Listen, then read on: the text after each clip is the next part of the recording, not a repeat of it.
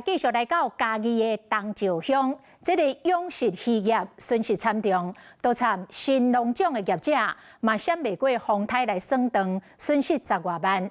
其他业者嘛来分享，讲因为停电，爱靠发电机维持着室温莫大的动力，但是嘛惊这个发电机伤烧，所以半暝爱搁出去巡，根本无法度困。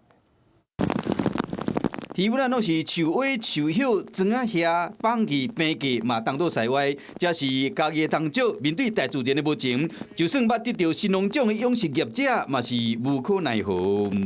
整个下来，应该算个几十万，应该都跑不掉啦。每一池，然后我们这里有好几十个池子哈。货柜工也来做铁壳船啦。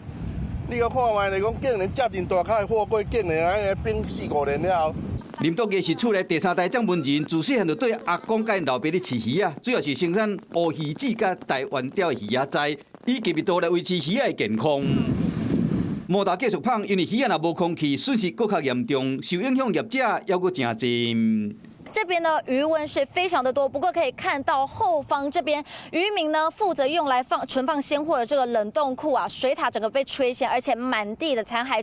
但若说风台为家己定了东石乡各地灾情拢真严重，业者讲就算有发电机嘛袂当安心。因为它会过热干嘛的，所以我们大概3、4个小时就要关机一次，或是半夜我们就要去巡，因为我们会很担心发电机过热，所以其实规暝拢无法度困。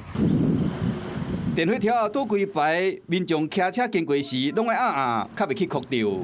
但若说风台东上南台湾，更加互业者赖以为生的鱼温甲蚵仔饼害了，就算真无奈，嘛都爱手臂起来，赶紧恢复工园。望讲相关的单位会当赶紧回应协助。Hello， 我是雷亚，想要抢先掌握最及时的新闻资讯吗？赶快订阅、按赞、开启小铃铛，锁定华视新闻 YouTube 频道。